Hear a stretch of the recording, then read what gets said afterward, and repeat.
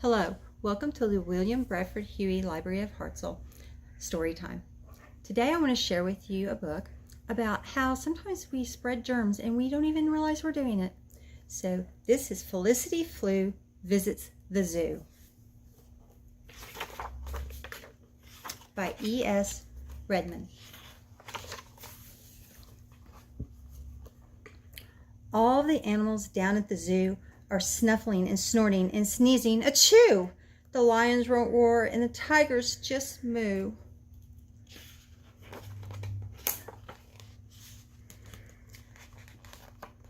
Yeah. The hyenas aren't laughing. They're crying. Boo-hoo. Poor hyenas. The zookeeper honestly hasn't a clue why all of the animals have a green hue. Their temperatures soared past 102, and they're sluggish and sleepy and slightly subdued. Let me tell you how all of this trouble ensued. It started one day with a trip to the zoo, when a pale, sniffly girl named Felicity Floo wiped her red runny nose without a tissue.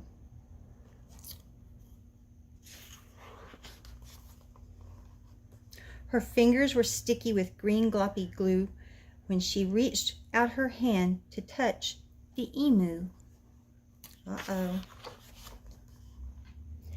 She left behind handprints of green residue on the llamas and lizards and the ostriches too. See all of her little handprints? That's everywhere she had touched. And on the giraffe and the red kangaroo. See, everywhere she's touching. And on every monkey and elephant too.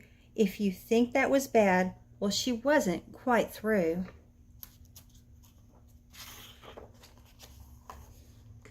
She left tiny green handprints all over the zoo on the peacocks and penguins and the pink cockatoos. See all her little handprints? On flamingos and toucans and owls that flew, on the blue-footed booby and the rare jabiru. She petted the panda who hid in the bamboo, and both mountain goats from the hills of Peru.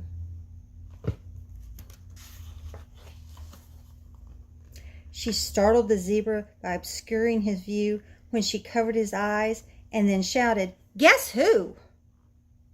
Do you think the zebra figured out who it was? Probably so. When the clock by the exit read 2:15, Felicity felt that she was finally through.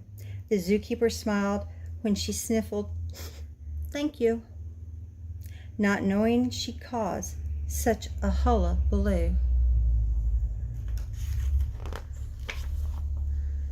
That's how it happened. Every word of it's true.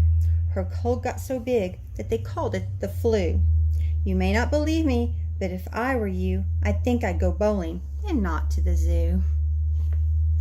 I want to share a demonstration with you now. This is a bowl of water, and I have sprinkled a little bit of pepper in it, just like this. And that is going to be our germs. Now, germs are so tiny that we can't see them, so we don't know when we pick them up. But the pepper is kind of just an example of what germs can be like. So I'm going to dip my hand in, or my finger in, and look, I picked up all those germs. And that's just like next thing I touch, anything I touch is going to have the germs on it. But this is why we wash our hands. You use a little bit of soap. And watch what happens when I touch the water now. All the germs run away. They're actually sliding away because the soap doesn't allow the germs to stick to your hands. So you put a good bit of soap on, rub it all over because it can't wash the germs off unless you've got it all over your hands. And then make sure you rinse your hands really, really well, and that will help take care of the germs. I hope you're practicing good social distancing and I hope you stay safe, and we see you soon. Bye.